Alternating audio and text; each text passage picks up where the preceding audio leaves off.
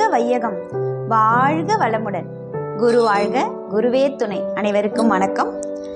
இன்னைக்கு நாம மகிழ்ச்சி அதை பத்தி தான் பார்க்க போறோம். நம்ம ஒவ்வொருத்தரும் மனிதனா பிறந்த ஒவ்வொருவரும் வாழ்க்கையில வேண்டுவது மகிழ்ச்சி தான். ஏன்னா துன்பம் அப்படின்றத யாருமே விரும்ப மாட்டோம். இன்பத்தை தான் எல்லாரும், அதாவது மகிழ்ச்சி, எப்பவும் மகிழ்ச்சியாக இருக்கணும்னு எல்லாருக்குமே ஆசை இருக்கும். ஆனால் அதை நம்ம வாழ்க்கையில் பயன்படுத்தணும், அதுதான் முக்கியம் இல்லையா?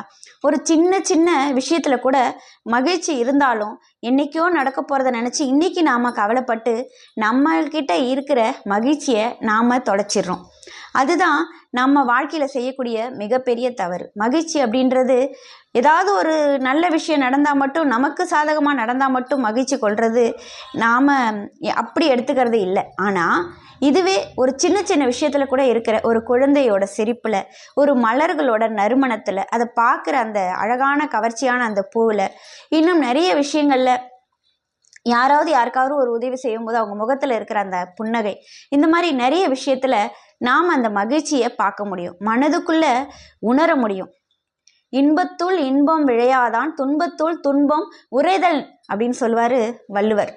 அதாவது மகிழ்ச்சியை மனதுக்குள்ளே கொண்டு போகாதவன் துன்பம் வந்தாலும் பெருசாக எந்த விதத்துலையும் வருத்தப்பட மாட்டான் அப்படின்னு சொல்கிறாரு. இது எவ்வளோ பெரிய விஷயம் இல்லையா? மகிழ்ச்சி அப்படிங்கிறது என்ன அப்படின்னா, நம்ம உள்ளத்துக்குள்ளே நல்ல விஷயங்களை நினச்சி நாம் எடுத்துக்கொள்ளக்கூடியது தான் மகிழ்ச்சி. ஆனால் நமக்கு சாதகமானதை மட்டுமே எடுத்துக்கிட்டா அது மகிழ்ச்சி இல்லை. இதை மகரிஷி அழகாக சொல்லுவாங்க. பிறர் விருப்பம் கூர்ந்துணர்ந்து மதிப்பளித்து தன் விருப்பத்தை கூறல் அதுவே அறம் என்றும் கடமை என்றும் பொருள் அப்படின்னு சொல்லுவாங்க. அதாவது நாம் பிறரோட கருத்துக்கு மதிப்பு கொடுக்கறதில்ல. மற்றவங்க பேசும்போது அவங்களோட வார்த்தைக்கு நாம் மதிப்பு கொடுத்து, அவங்களோட விருப்பத்துக்கு நாம் முதல்ல இடம் கொடுத்து, அதுக்கப்புறம் தன் விருப்பத்தை நாம் அங்கே தெளிவுபடுத்தணும் அப்படிங்கிறத மகிழ்ச்சி ரொம்ப அழகாக சொல்கிறாங்க. அப்போ மகிழ்ச்சி அப்படிங்கிறது பிறரை மகிழ்விப்பதில் தான் நம்ம மகிழ்ச்சி இருக்குது. அப்துல் கலாம் ஐயா சொல்லுவாங்க, பிறப்பு ஒரு சம்பவமாக இருந்தாலும் இறப்பு ஒரு சரித்திரமாக இருக்க வேண்டும் அப்படின்னு. வாழ்நாள் முழுக்க அடுத்தவங்களை மகிழ்வித்து அதில் மகிழ்ந்து வாழ்ந்த உயர்ந்த மனிதர் அப்துல் கலாம். அப்போது நாம் மகிழ்ச்சிங்கிறது பிறருக்கு கொடுக்கறதுல தான் இருக்குது. நான் இதை ஒரு அழகான கதை மூலியமாக சொல்கிறேன். துர்வாச முனிவர் மிகவும் கோபமான நபர். அவர் எல்லார்ட்டையும் கோபப்படுவார், சாபம் கொடுத்துருவார். அதனாலே அவர்கிட்ட நெருங்கிறதுக்கு நிறைய பயப்படுவாங்க. அப்படி இருக்கும்போது ஒரு நாள் அவர் கண்ணனோட அரண்மனைக்கு விருந்துக்கு வரார். அப்போது அவர் விருந்துக்கு வராரு அப்படின்னா சாதாரணமாகவே அவர் சாபம் கொடுப்பாரு. அப்போது விருந்துக்கு வரும்போது உணவு சரியில்லைன்னா அவர் சாபம் கொடுத்துருவாரு அப்படின்னு எல்லாரும் பயப்படுறாங்க. கண்ணன் சொல்கிறாரு, அவங்க அரண்மனையில் இருக்கிற அந்த சமையல் கலைஞர்கள்ட்ட சொல்கிறாரு, இந்த மாதிரி நல்ல அறுசுவையான நல்ல உணவாக சமைச்சு வைங்க, ஏன்னா வர்றது துர்வாச முனிவர், அவர் ஏதாவது கோவப்படுற மாதிரி எதுவும் பண்ணிடாதீங்க அப்படின்னு. அப்போ அங்கே இருக்கிற சமையல் கலையில் தேர்ந்த வல்லுநர்கள் கூட, நாங்கள் சமைக்க மாட்டோம் சாமி, ஏன்னா அவர் சாபங்கமும் கொடுத்துட்டாருனா சரி வராதுன்னு ரொம்ப பயப்படுறாங்க. அப்படி பயந்து யாருமே சமைக்கிறதுக்கு ஒத்துக்கவே இல்லை. துர்வாச முனிவர் வர நேரமும் நெருங்கிக்கிட்டு இருக்கு. அப்போ கிருஷ்ணர் என்ன பண்ணுறது அப்படின்னு தெரியாமல் கையை பிசைஞ்சிட்டு இருக்காரு, என்ன செய்யலாம் அப்படின்னு. அங்கே அந்த சமையல் கலை வல்லுநர்கள்ட்ட ஒரு ஆள் கூட வேலை செய்கிற ஒரு ஆள் இருக்காரு, துணையாக இருந்து சமைச்சு கொடுக்குறவர். அவர் சொல்கிறாரு, கிருஷ்ணா நான் சமைக்கிறேன் அப்படின்னு. உடனே கிருஷ்ணருக்கு ரொம்ப ஆச்சரியம், என்ன இது, எல்லாரும் மிக தேர்ந்த வல்லுநர்களே முடியாதுன்னு சொல்கிறாங்க, நீங்கள் சமைக்கிறேன்னு எப்படி சொல்கிறீங்க அப்படின்னோடனே, இல்லை எனக்கு தெரிஞ்சதை நான் சமைக்கிறேன், அவர் சாப்பிட்டோம், சாபம் கொடுத்தாலும் பரவாயில்லை, நான் சமாளிச்சுக்கிறேன் அப்படிங்கிறார். கிருஷ்ணர் ரொம்ப மகிழ்ச்சி ஆகிட்டார். அவரை தட்டி கொடுத்து நீங்கள் செய்யுங்க அப்படின்னு சொல்கிறார். அவர் போய் மகிழ்ச்சியாக சமைக்கிறார். சமைச்சிட்டு எல்லா வேலையும் முடிஞ்சிருச்சு. இப்போ துர்வாசர் முனிவரும் வந்துட்டார். உணவருந்த உட்காந்துறாரு. எல்லாருமே ஒரு விதமான பதட்டத்தில் இருக்காங்க. ஏன்னா எங்கே அவர் சாப்பிட்டுட்டு சரியில்லைன்னு சொல்லி சாபம் கொடுத்துருவாரோன்னு கிருஷ்ணருக்கே அந்த பயம் இருக்குது.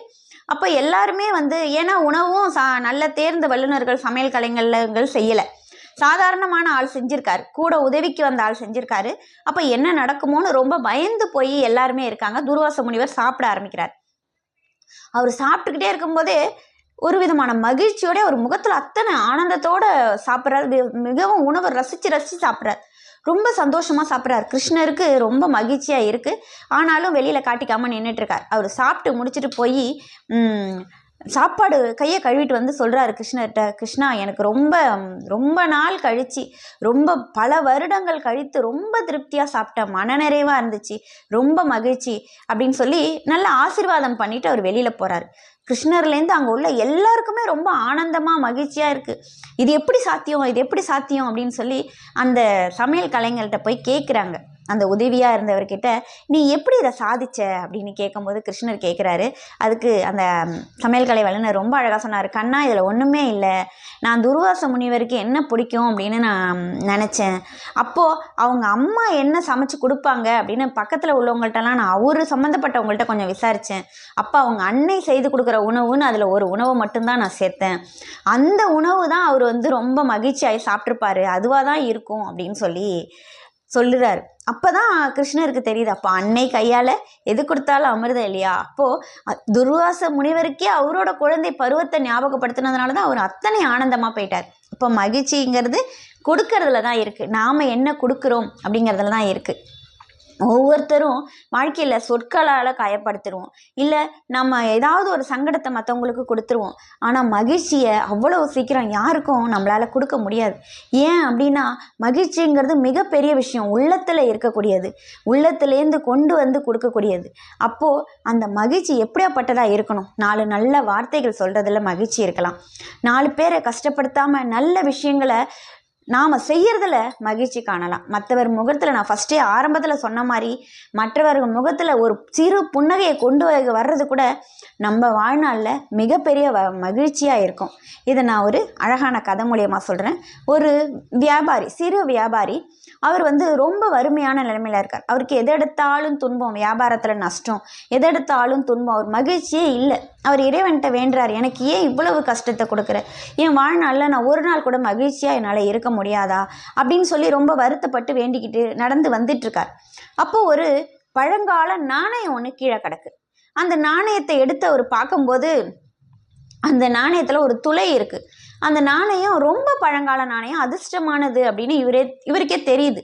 இது இருந்தால் நம்ம நிச்சயமாக வாழ்க்கையில் ஜெயிக்கலாம் அப்படின்னு சொல்லிட்டு எப்போவுமே அவர் அந்த வியாபாரத்துக்குன்னு வச்சிருக்கிற அந்த சட்டையில் அந்த நாணயத்தை போட்டுக்கிட்டு அதை தினமும் அதை தொட்டு தொட்டு பார்த்துக்கிறார். வெளியில் எடுத்து பார்க்கறதில்ல, அதை தொட்டு தொட்டு பார்த்துக்கிறார்.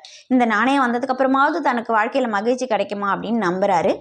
அப்போ கொஞ்ச நாள் கழித்து சூழ்நிலை மாற ஆரம்பிக்குது. கொஞ்சம் கொஞ்சமாக வியாபாரம், நொடிந்து போன வியாபாரம் துளிர்க்க ஆரம்பிக்குது. கொஞ்சம் கொஞ்சமாக ஒரு வசதியாக மாற ஆரம்பிக்கிறார். அவரோட வியாபாரம் செழிப்பாக மாறுது.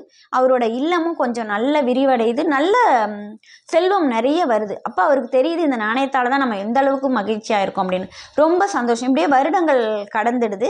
அவருக்கு ஒரு நாள் ஒரு சந்தேகம் என்ன அப்படின்னா, ரொம்ப நாளாக நாணயத்தை நம்ம பார்க்கல, தொட்டு மட்டும்தான் நம்ம பார்த்துக்கிறோம். அந்த வியாபாரத்துக்குன்னு வச்சிருக்கிற அந்த உடையில தான் அந்த நாணயம் இருக்குது, அதை எடுத்து பார்ப்போம் அப்படின்னு சொல்லிட்டு ஒரு நாள் அதை எடுத்து வெளியில் பார்க்கும்போது அந்த நாணயத்தில் துளை இல்லை, அவரோட அந்த நாணயமே அது இல்லை. அப்போ தான் அவங்க மனைவி கேட்குறாங்க, என்ன பார்க்குறீங்க அப்படின்னு. இல்லை, நான் வச்சுருந்தது இதில் அந்த துளை உள்ள நாணயம் இப்போ அது இல்லையே அப்படின்னு. நீங்கள் என்னை மன்னிக்கணும், நீங்கள் வியாபாரத்துக்கு வச்சுருந்த சட்டையில் ஒரு நாள் நான் வெளியில் எடுத்து துவைக்கலான்னு வெளியில் எடுத்தேன், அப்போ அந்த நாணயம் வெளியில் விழுந்துருச்சு. அது என்ன நாணயம்னு எனக்கு தெரியல, தேடி பார்த்தேன் கிடைக்கல. சரி, நீங்கள் இதை ரொம்ப நம்பிக்கையாக என்கிட்ட முதல் நாள் சொன்னதுனால அதனால் அந்த வேற ஒரு நாணயத்தை அது உள்ளே நான் போட்டுட்டேன் இப்போ அப்படின்னு. இது உடனே இவருக்கு ரொம்ப ஆச்சரியம், என்னடா இது அப்படின்னு. எப்போ இதை போட்ட அப்படின்னு கேட்குறாரு. நீங்கள் என்கிட்ட கொண்டு வந்து காமிச்சு சொன்னீங்களே முதல் நாள், அது மறுநாளே அந்த நாணயம் தொலைஞ்சு போச்சு அப்படின்னு அந்த அம்மா சொல்கிறாங்க. அப்போ தான் இவருக்கு தெரியுது, மகிழ்ச்சி அப்படிங்கிறதும் வாழ்க்கையில் முன்னேற்றம் அப்படிங்கிறதும் நாணயத்தால் வரல, நம் செயல்களால் வருது அப்படிங்கிறது. அப்போ இவ்வளவு நாளாக அவர் மகிழ்ச்சியாக இருந்தது, அவர் வியாபாரம் இதெல்லாம் போனது அவரோட நம்பிக்கை, தன் எண்ணங்களை உயர்த்தினது தான். ஆனால் அந்த ஒரு நாணயம் அது ஒரு நம்பிக்கையாக அவர் எடுத்துக்கிட்டாரு. நாமளும் மகிழ்ச்சியை நம்பிக்கையாக தான் கொண்டு வரணும்.